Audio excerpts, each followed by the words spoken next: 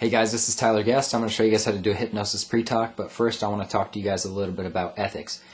If you're going to learn from my videos, I want you guys to live by my ethical code. Almost 5 years ago when I started learning hypnosis, I embarrassed one of my friends, and I learned that if you embarrass somebody, they won't want to be hypnotized anymore. And if they don't want to be hypnotized, then you don't have anybody to practice on. And a couple of my other friends, they don't want to be hypnotized anymore either, because they knew that I could embarrass them if I wanted to.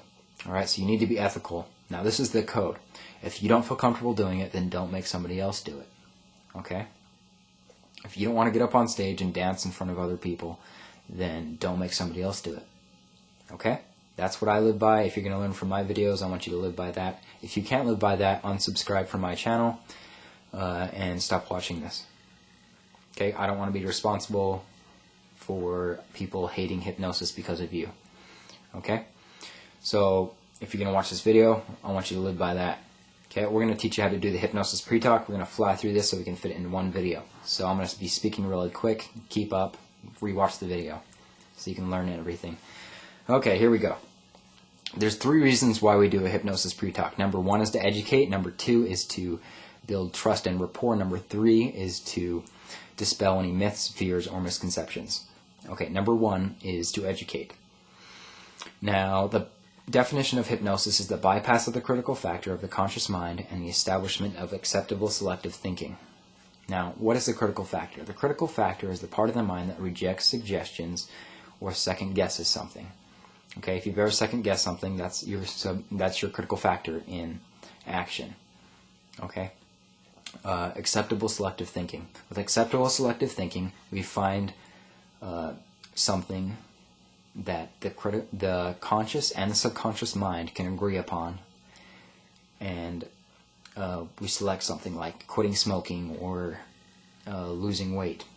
If the conscious mind and the subconscious mind can agree upon that, we get a change. That's my opinion on this definition. Okay, there's other definitions out there. That's the one that I believe in. Okay, we want to educate these people, so that's for your information.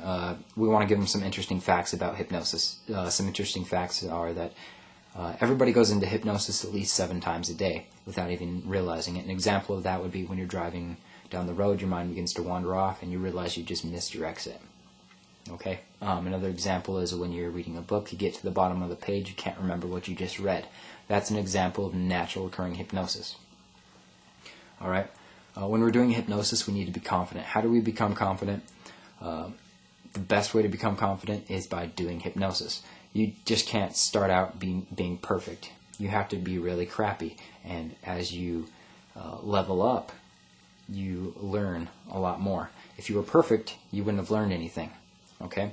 You learn more from a failure than you do from a success. So every time you fail, you need to go back and think, what did I do wrong? What can I do next time to make it work? Alright? So you learn more from a failure than you do from a success. Okay? Confidence. I learned a lot from YouTube. The internet has tons of stuff.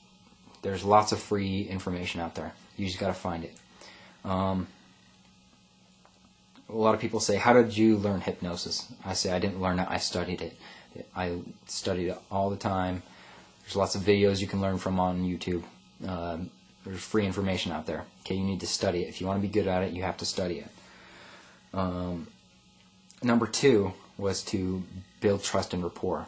Okay, how do we build rapport? Rapport is almost natural. As children, we gained rapport automatically with our friends just by hanging out with them, and we have rapport with our parents. Okay, we need to build rapport with this person that we're going to hypnotize. If they're our friends, that's perfect because we already have rapport.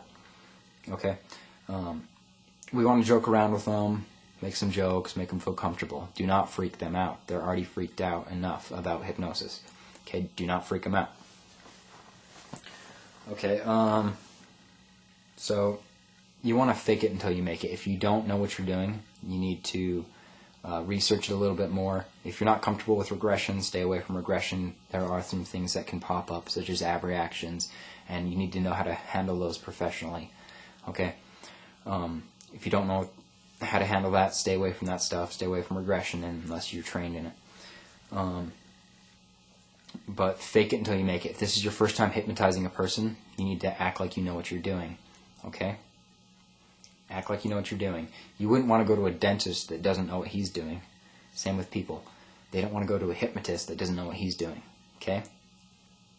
If this is your first time, you're going to have to make a leap sometime, okay? Just go out there and do it, all right?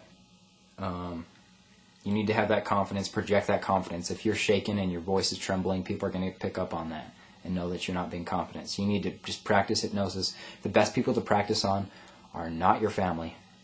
Do not work with your family. They don't see you as a hypnotist. They see you as your son, their daughter, their husband. They don't see you as a hypnotist. The best people to work with are complete strangers. Your friends are the second best. Okay, let's see. The third one was fears, myths, and misconceptions. Okay, there's tons of fears about hypnosis and myths. Okay, the first myth is you can get stuck in hypnosis. You cannot get stuck in hypnosis. Okay, if awake is here and sleep is here, hypnosis is somewhere in the middle. It feels like being asleep. You have the relaxation of being asleep, but you're actually awake and aware. All right. Another myth is a loss of control, mind control. Will I lose control of my body? No. Hypnosis is a completely 100% consent state. Let's say the volunteer is the driver of a car. They can push on the gas, they can push on the brake, they can roll down the windows. They can control the car, basically. Okay, the hypnotist is the person in the passenger seat with the map. Now, the person in the passenger seat can tell the driver where to go, and the driver can either listen to that person or ignore that person. Okay? The hypnotist can never force you to do anything. Okay? That person has to listen to you. Okay? You're not hypnotizing them. The person is hypnotizing themselves. You are a guide. Okay? Another myth is, I'll tell secrets. No, you will not tell secrets. Why? You're completely awake and aware. You know exactly what you're doing. You're not unconscious. That's another myth. Am I going to be unconscious? No, you're not going to be unconscious. If you were to close your eyes right now, that's exactly what hypnosis would feel like. It does not feel any different at all. That's why we do convincers. That's why we stick their hand to the wall, make them forget their name. We prove to them that they're hypnotized. The most common complaint about a hypnotist's office is, I don't think I was hypnotized. Okay? So we need to prove to these people that they are hypnotized. It feels so normal. People don't realize that. Okay? Some things you can do to make your pre-talk better are some embedded commands. Say, how many of you have ever been hypnotized now? Or have you ever wondered what it would be like to go into a trance now? Those are embedded commands. The embedded command was go into trance now, hypnotize now, or have you ever wondered what it would be like to go into a deep trance now? That's an embedded command. Go into a deep trance now. Okay, and the subconscious mind picks up on this. All right? People won't even notice it. They won't stop you from talking. It'll just go right past their critical factor, right into their subconscious mind. Okay. Another thing you can do is actually... A common question you're probably wondering is, how long should a pre-talk be? My pre-talk is 2 to 5 minutes. Okay? That's pushing it. My first pre-talk that I did, if you've seen my arm pull induction, that was the first instant induction I ever did. And I got that on tape, and it's here on my channel. Before that, I did a 30-minute pre-talk. That's pushing it. But I prepped him correctly, and you see that he drops like a rock. Okay? So if you prep them correctly, they're going to drop like a rock. In my mind, it's not the induction that does anything. And actually, I'm 100% sure that the induction doesn't do anything. It's the pre-talk that does the hypnosis. You're building an expectation that they're going to be hypnotized. Okay? It's the pre-talk that is the most important part. Okay? If you do a pre-talk, your success is going to go up. If you don't do one, it's going to go down. Okay? They're more likely to be hypnotized if you do a pre-talk. Okay, don't drag it on. Keep it lively. Make them laugh.